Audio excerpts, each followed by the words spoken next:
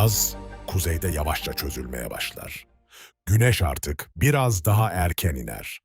Akşam serinliği tarlalara daha çabuk yayılır. Sazlıklarda böcek sesleri seyrelir. Yavrular, yuvanın kenarında bekleyen savunmasız canlılar olmaktan çıkar. Kanatlarını denemeye, gökyüzünün dilini öğrenmeye başlar. Dışarıdan bakıldığında dünya hala yazın içindeymiş gibi görünebilir. Ama milyonlarca kuşun bedeninde eski bir takvim çoktan çalışmaya başlamıştır. Göç, gökyüzünde başlamaz. Önce ışık değişir. Günlerin kısalması sıcaklıktan daha güvenilir bir işarettir. Hava birkaç gün serinleyip sonra yeniden ısınabilir. Yağmur erken gelebilir ya da gecikebilir. Ama ışığın süresi şaşmaz. Kuşun beyni ve hormon sistemi bu değişimi okur. İştah artar, yağ depoları dolmaya başlar, tüyler yenilenir, uçuş kasları hazırlanır. Bazı kuşlarda geceleri huzursuzluk belirir. Henüz dalından ayrılmamıştır ama bedeni güneye doğru yola çıkmıştır. Bilim insanları bu göç huzursuzluğunu uzun zamandır izler.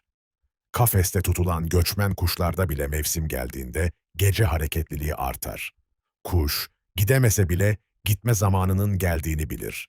Çünkü göç, yalnızca soğuktan kaçmak değildir. Birçok kuş, soğuğa sanılandan daha dayanıklıdır. Asıl mesele kaynaklardır. Yazın sonunda kuzeyde böcek bolluğu azalır. Açık su kısıtlanır. Tohumlar, meyveler, küçük canlılar ve güvenli beslenme alanları değişir. Yavru büyütme dönemi kapanır. Birkaç ay önce yaşam için en avantajlı yer olan üreme alanı, artık giderek pahalılaşan bir coğrafyaya dönüşür. Güneyde ise başka bir denge vardır. Daha uzun süre erişilebilir besin, açık habitatlar, donmayan sular, daha uygun kışlama alanları, göçmen kuşlar mevsimlerin açıp kapattığı bu kaynak haritasını takip eder. Kuzeyde yaz, yavru büyütmek için fırsattır. Güneyde kış, hayatta kalmak için. Aradaki yol ise yalnızca iki nokta arasındaki mesafe değildir. O yol, göçün asıl sınavıdır. Leylekler bu sınavın en görünür yolcularındandır. Yaz sonunda yavrular güçlenir. Yetişkinler ve gençler aynı gökyüzünü paylaşmaya başlar. Henüz büyük hareket başlamadan önce bedenlerinde sessiz bir hazırlık vardır. Göç için önce enerji gerekir. Kuşların uzun yolculukta kullandığı en değerli enerji deposu yağdır. Yağ, az ağırlıkla çok enerji taşır. Bazı göçmen kuşlar yola çıkmadan önce bedenlerinin önemli bir bölümünü yağ olarak depolar. Bazı kıyı kuşlarında bu artış öylesine büyüktür ki, kuş adeta kendi yakıtını bedeninde taşıyan canlı bir menzil makinesine dönüşür. İnsan bedeni için böyle hızlı ve yoğun yağlanma tehlikeli bir tabloya benzeyebilirdi. Kuşlarda ise bu geçici, kontrollü ve göçe uyarlanmış bir metabolik stratejidir. Yolculuk başladığında depolar harcanır. Varıştan sonra beden başka bir düzene geçer. Ama hazırlık yalnızca enerji depolamak değildir. Bazı türlerde göğüs kasları belirgin biçimde güçlenir. Kuş, insan gibi antrenman programı uygulamaz. Mevsimsel sinyaller, artan beslenme ve hormonlar uçuş kaslarını hazırlar. Aynı anda beden, gereksiz yükü azaltmaya çalışır. Uzun uçuşlarda bazı kuşların mide ve bağırsak gibi sindirim organları küçülebilir. Çünkü havadayken öncelik yemek sindirmek değil, uçmaktır. Mola alanına inildiğinde bu organlar yeniden çalışır, yeniden büyür, yeniden beslenmeye hazırlanır. Göçmen kuşun bedeni sabit bir makine değildir. Yolculuğun aşamasına göre kendini yeniden düzenleyen canlı bir sistemdir. Tüyler de bu sistemin parçasıdır. Eskiyen tüyler hava akışını bozar, uçuşu pahalılaştırır. Yeni tüyler daha düzgün bir yüzey sağlar. Kanadın verimi yalnızca kas gücünde değil, tüylerin dizilişinde, sağlamlığında ve havayı nasıl tuttuğunda saklıdır. Uzun uçuşta başka sorunlar da başlar. Kanat çırpmak ısı üretir. Bedenin sıcaklığı yükselir. Küçük kuşların gece uçmasının nedenlerinden biri budur. Gece hava daha serindir. Su kaybı ve aşırı ısınma riski azalır. Göç, yalnızca yön bulma meselesi değildir. Aynı anda enerji, su, oksijen ve ısı hesabıdır. Bazı kuşlarda uyku düzeni bile bu yolculuğa göre değişir. Tek yarı küresel uyku denen durumda beynin bir yarısı dinlenirken diğer yarısı çevreyi izleyebilir. Bu özellik özellikle uzun uçuşlar ve açık deniz koşulları düşünüldüğünde dikkat çekicidir. Yine de bu, göçmen kuşların yol boyunca rahatça uyuduğu anlamına gelmez. Birçok türde göç döneminde uyku azalır, dikkat artar, hareket baskın hale gelir. Beden, yola dayanmak için uykuyla bile pazarlık eder. Güneş yükseldiğinde büyük gövdeli kuşlar hemen acele etmez. Leylekler, pelikanlar, kartallar ve akbabalar için göç yalnızca kanat çırpmak değildir. Havayı kullanma sanatıdır. Kara ısındıkça sıcak hava yükselir. Bu yükselen hava kolonlarına termik denir. Büyük kuşlar termiklere girer, kanat çırpmadan yukarı taşınır, sonra bir sonraki sıcak hava sütununa kadar süzülür. Doğanın görünmez asansörleri onları yüzlerce metre yukarı kaldırır. Her yükseliş, kanatlara biraz daha az yük bindirir. Bu yüzden büyük süzülücüler uzun deniz geçişlerinden çoğunlukla kaçınır. Deniz üzerinde termikler zayıftır. Kara parçaları, vadiler, dağ sıraları ve boğazlar rotayı belirler. Türkiye'nin önemi buradan gelir. Avrupa, Asya ve Afrika arasında uzanan büyük göç hatlarından biri Anadolu üzerinden geçer. İstanbul Boğazı yalnızca iki kıtanın ayrıldığı yer değildir. Göçün fizik yasalarıyla çizilmiş geçitlerinden biridir. Başka bir gökyüzünde kazlar belirir.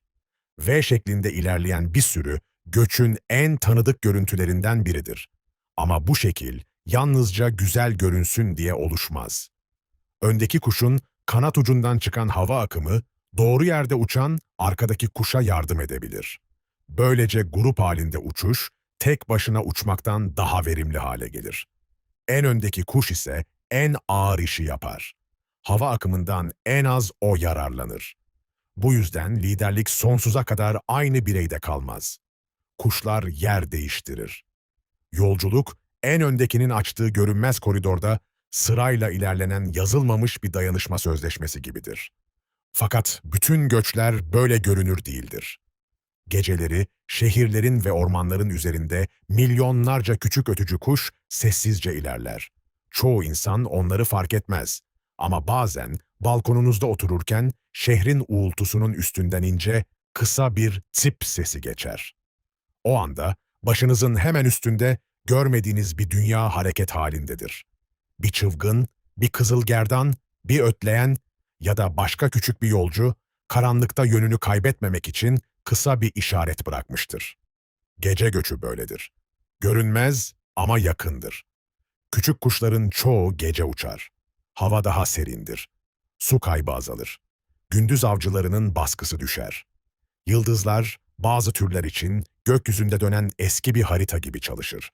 Karanlıkta duyulan kısa uçuş sesleri ise temas kurmanın yoludur.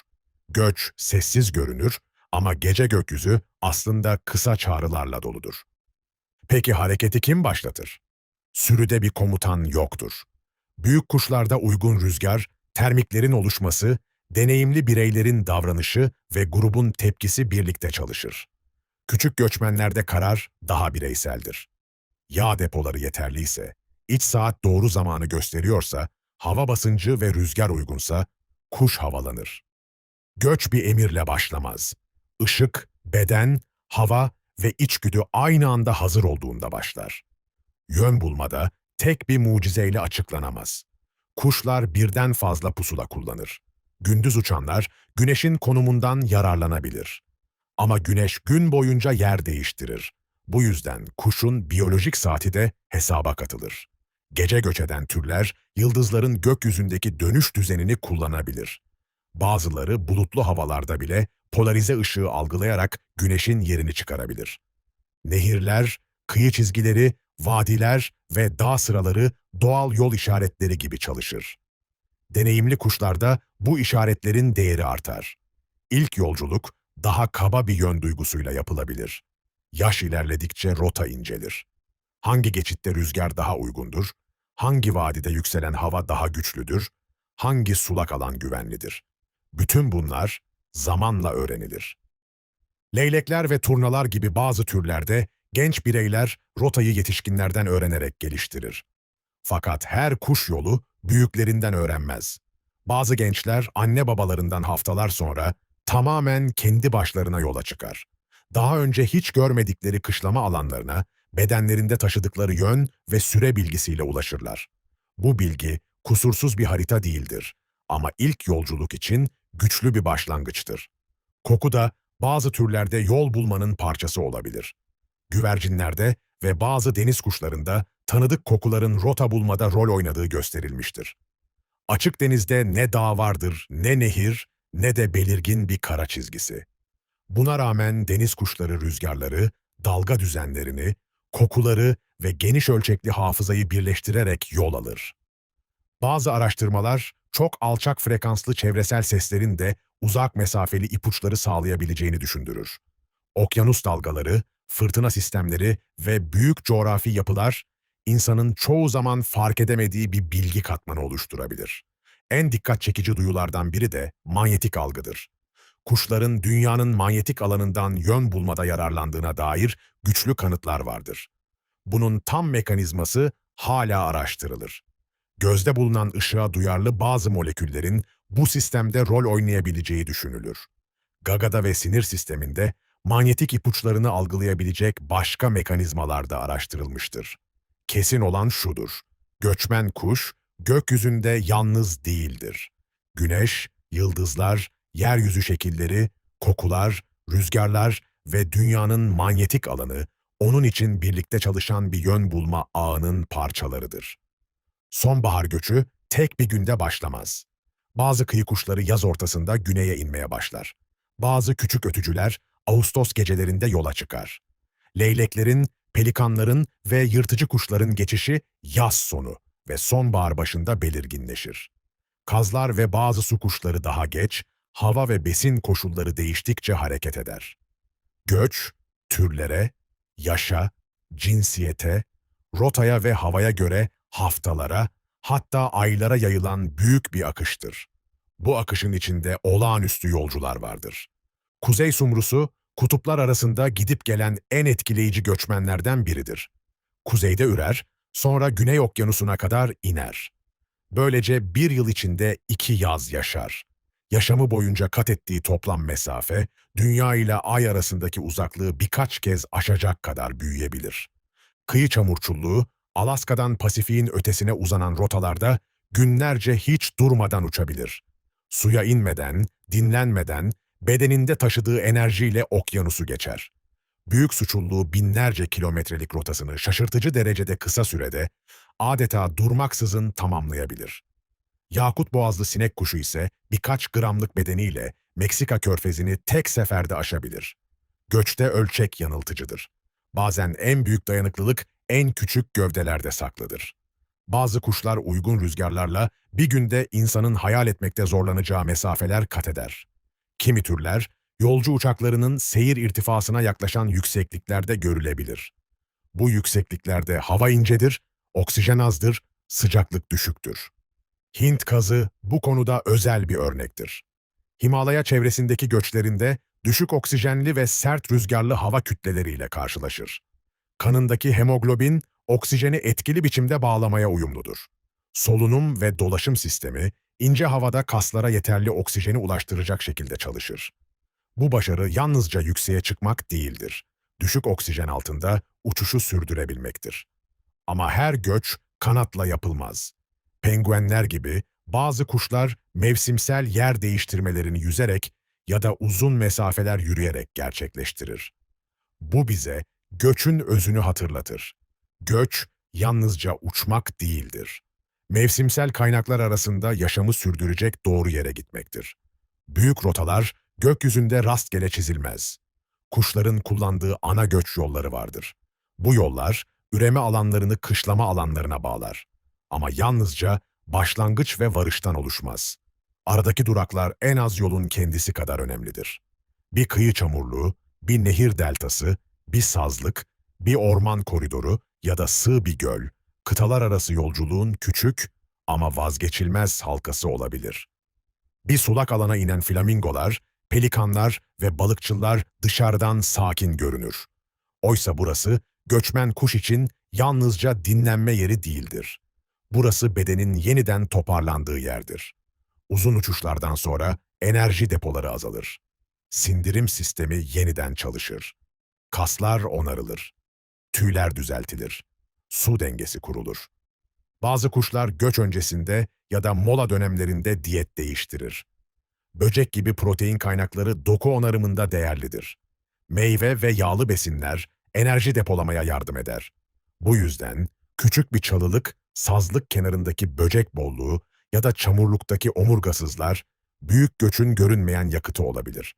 Bazen kuşlar mola yerinde günlerce bekler. Bu zayıflık değildir. Ters rüzgara karşı uçmak yerine fırtınanın geçmesini beklemek daha akıllıca olabilir. Göçte hız her zaman başarı değildir. Doğru zamanda havalanmak, erken havalanmaktan daha değerlidir. Sulak alanlar kaybolduğunda göç zinciri kırılır. Bir gölün kuruması yalnızca suyun azalması değildir. Flamingo için beslenme alanı, pelikan için dinlenme yeri, kıyı kuşu için çamurluk, balıkçıl için av sahası yok olur. Göç yolları, gökyüzünde çizilmiş soyut çizgiler değildir. Yerdeki habitatlarla ayakta duran canlı ağlardır. Peki kuşlar her yıl aynı yere mi gider?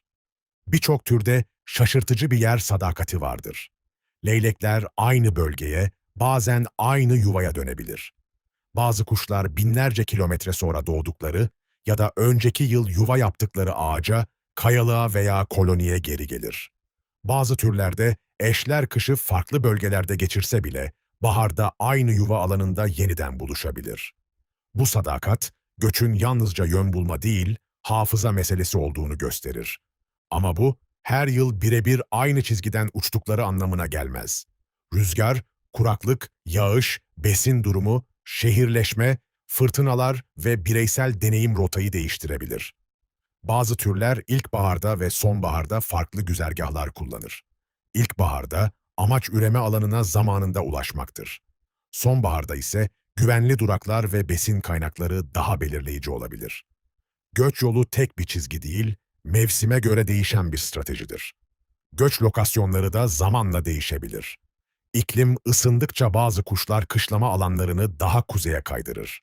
Bazı popülasyonlar daha kısa mesafe göç eder.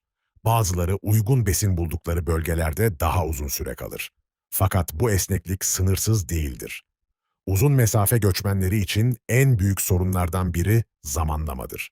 Çünkü göç yalnızca gitmek değildir, doğru zamanda gitmektir. Sonbaharda güneye inen kuşlar için amaç artık yavru büyütmek değildir. Ama bu yolculuğun başarısı, bir sonraki baharın üreme başarısını da belirler. Kışlama alanında yeterince beslenemeyen, yolculukta çok enerji kaybeden ya da güvenli durak bulamayan bir kuş, baharda kuzeye dönmekte gecikebilir. Oysa ilkbaharda zamanlama acımasızdır. Yavrular yumurtadan çıktığında çevrede yeterli böcek olmalıdır. Eğer bahar artık daha erken başlıyor, böceklerin en bol olduğu dönem öne kayıyor ve kuş eski takvimle geliyorsa yavrular aç kalabilir. Bilim insanları bu ölümcül zamanlama hatalarına fenolojik uyumsuzluk adını verir. Göçmen kuşlar için iklim değişikliğinin en sinsi tehditlerinden biri budur. Yol hala oradadır. Kuş hala uçabilir. Ama varış zamanı artık eskisi kadar doğru olmayabilir. Yol boyunca başka tehlikeler de vardır. Gece göç eden kuşlar şehir ışıklarından etkilenebilir. Gökdelen ışıkları onları rotadan çıkarabilir, yorgun düşürebilir, ölümcül çarpışmalara sürükleyebilir. Cam binalar, ağaçları ve gökyüzünü yansıtarak görünmez tuzaklara dönüşür. Her yıl yüz milyonlarca kuş, insan yapımı yapılara çarparak ölür. Elektrik hatları özellikle leylekler gibi büyük kuşlar için ölümcül olabilir. Kaçak avcılık bazı geçitlerde hala büyük bir baskıdır. İklim değişikliği bütün sistemi aynı anda zorlar. Kuraklık sulak alanları küçültür. Erken bahar besin takvimini değiştirir. Fırtınalar rotaları tehlikeli hale getirir. Deniz seviyesinin yükselmesi kıyı çamurluklarını etkiler. Böcek popülasyonlarındaki azalma, özellikle yavru besleyen kuşlar için kritik sonuçlar doğurur. Kuşlar rota değiştirebilir, mola süresini uzatabilir, bazı alışkanlıklarını uyarlayabilir. Ama göç zincirindeki çok sayıda halka aynı anda koparsa, tek bir kuşun esnekliği yetmez. Yine de göç, yalnızca tehlikelerden oluşan bir hikaye değildir. Bu yolculuk, gezegenin en gelişmiş yaşam stratejilerinden biridir. Her yıl milyarlarca kuş kıtalar arasında hareket eder. Bazıları sürüler halinde görünür. Bazıları tek başına ve sessizce geçer. Bazıları termiklerle yükselir. Bazıları yıldızların altında ilerler. Bazıları okyanusu kokular ve rüzgarlarla okur. Bazıları ilk rotasını kendi içinde taşıdığı programla tamamlar. Vardıklarında yalnızca kendi yaşamlarını sürdürmezler. Göçmen kuşlar böcek popülasyonlarını dengeler, tohum taşır, besin ağlarının parçası olur, farklı ekosistemler arasında canlı bağlantılar kurar. Bir kuşun kanat çırpışı, bazen bir ormanın tohumunu, bir sulak alanın dengesini, bir tarım bölgesindeki böcek kontrolünü de taşır.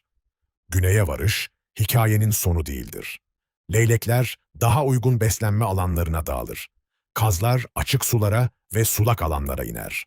Flamingolar sığ göllerde ilerler. Pelikanlar toplu halde dinlenir. Balıkçılar kıyıda hareketsiz bekler.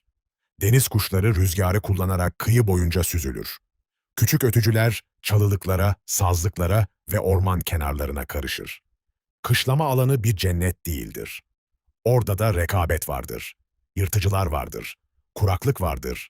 İnsan baskısı vardır. Ama kuzeyde kapanan mevsime göre daha fazla yaşama şansı sunar. Göçmen kuş için başarı yalnızca güneye ulaşmak değil, orada bahara kadar dayanacak enerjiyi ve güvenliği bulmaktır. Zaman geçer. Günler yeniden uzamaya başladığında aynı sistem ters yönde çalışacaktır. Bu kez kuzeye dönüş başlayacaktır. Üreme alanları yeniden değer kazanacak, böcekler çoğalacak, uzun yaz günleri yavru büyütmek için yeni bir fırsat açacaktır.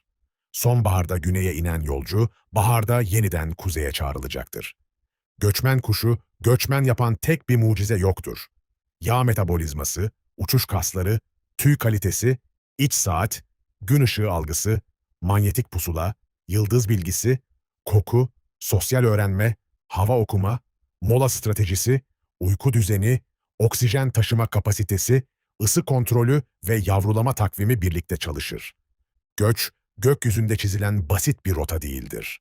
Bedenin, iklimin, coğrafyanın ve zamanın aynı anda hesaplandığı büyük bir yaşam düzenidir. Sonbaharın serin havasında başınızı kaldırıp güneye süzülen o kusursuz V şekline baktığınızda aslında bir yolculuktan fazlasını görürsünüz. Yazı kışa bağlayan, gündüzü geceye diken, gökyüzüne kök salmış görünmez bir düzenin dallarını seyredersiniz. O kanatlar yalnızca kuşun bedenini taşımaz, gezegenin nabzını da taşır ve her kanat çırpışında kuzeyin sessizce güneye doğru aktığını duyabilirsiniz. Göç, dünyanın en eski ritüellerinden biridir ve hala her şeye rağmen devam etmektedir.